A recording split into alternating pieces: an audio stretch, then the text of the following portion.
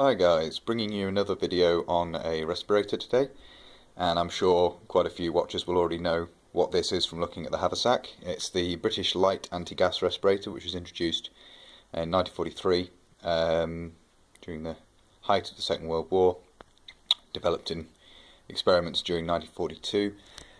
We'll just have a look at this. It's set up as a sort of 1944 haversack, as might have been carried during the invasion of Normandy. We'll have a look at the contents, and I'll go over some of the features of the respirator and run through all that. So this shows the respirator properly stowed. I don't normally leave it in here like this. I've just set this up to show you. So you have the face piece with the exhale valve pointing away from the body. You've got the filter folded to the side here, and the head harness is tucked inside the face piece. At the back you've got eye shields. In this pocket on this side you have a tin of anti-gas ointment, and in here you have the cotton waste, and underneath the respirator there's a pouch for the anti-dimming outfit. I will show you that in a second. I will just get the respirator out of the case and show you some of the details of that first. When introduced, the light anti-gas respirator was one of the most up-to-date respirators in service. It was certainly a great improvement over the general service respirator designs, which had the filter attached by a hose carried in a haversack on the chest. The light anti-gas respirator could be worn in the haversack on the chest at the alert, but there was no constriction of movement due to having a hose, because the filter, of course, screws directly into the side of the face piece. This meant the filters didn't last as long, they weren't as big, but there is a procedure for removing the filter and replacing it with a new one during combat if necessary, if you've been exposed to gas for a long time. The respirator also does away with the need for a separate respirator for radio operators. This depression here in the exhale valve housing allows a microphone to be pressed to the front of the respirator. That was the intention. The later design has a screw fitting on the front, which I will run over in another video, of course. The eyepieces are essentially the same as the later production general service respirator that was in service by the start of the Second World War. The face piece is a similar shape. You can see here the rubber moulding is a very similar shape overall.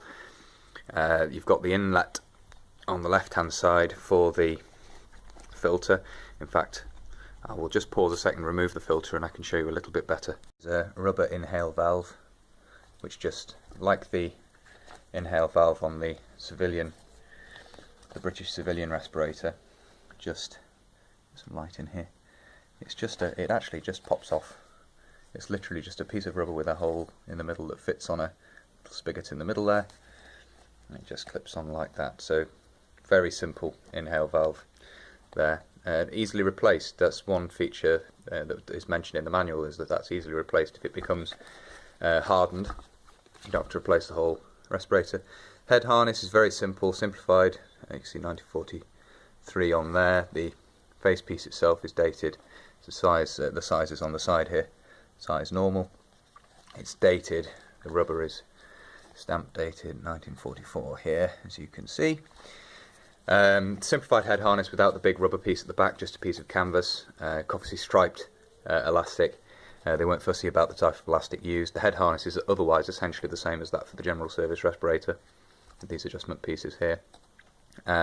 Very comfortable respirator to wear. The filter fits with a 60mm thread. As you can see here, it's quite a compact filter. It's not particularly huge. You can see the date here, 45. This was reissued after the war to Denmark, and you can see the 55 date restamped there. So overall, very, very good respirator design.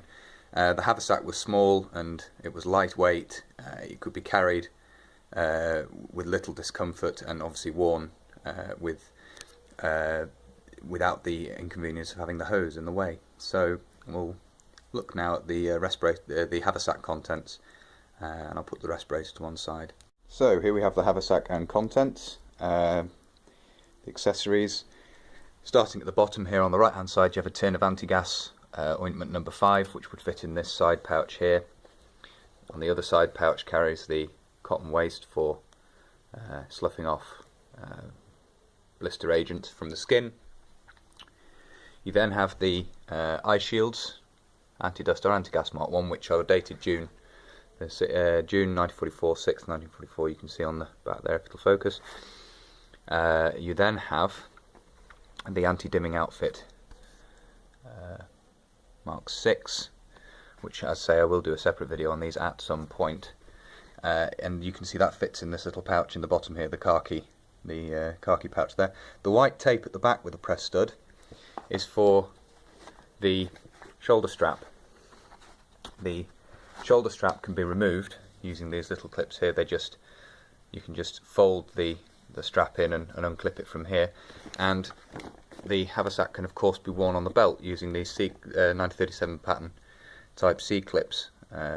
When worn on the hip with the shoulder strap, there is a string which ties around the waist off to this D-ring on the side here to steady the haversack. The haversack is dated in the top here, you can see, and on the shoulder strap as well, which is quite nicely stamped. If we get gives you the length there, and then the date. If I can get this around here, 43. So there we have the haversack and the contents and where they'd be carried. The one thing missing from this set is a cork, well, two pieces of cork on a piece of tape, attached to a piece of tape, the smaller of which fitted into the front of the filter, and the larger of which fitted into this part of the respirator here when in the haversack. And the tape between the two corks was to be looped through the little white loop that holds the shoulder strap of the haversack, meaning that when you withdrew the respirator, the corks would be automatically withdrawn. And of course this keeps the filter, the intention is to keep water out of the filter and other contaminants and so on. So there we have it, the British Army light anti-gas respirator with haversack and contents. I'll be doing videos on other examples of these set up for different periods of time. They say they were in use into the 1960s and even into the early 1970s. You see them being worn in Northern Ireland. So I hope you found that interesting, and until next time, bye for now.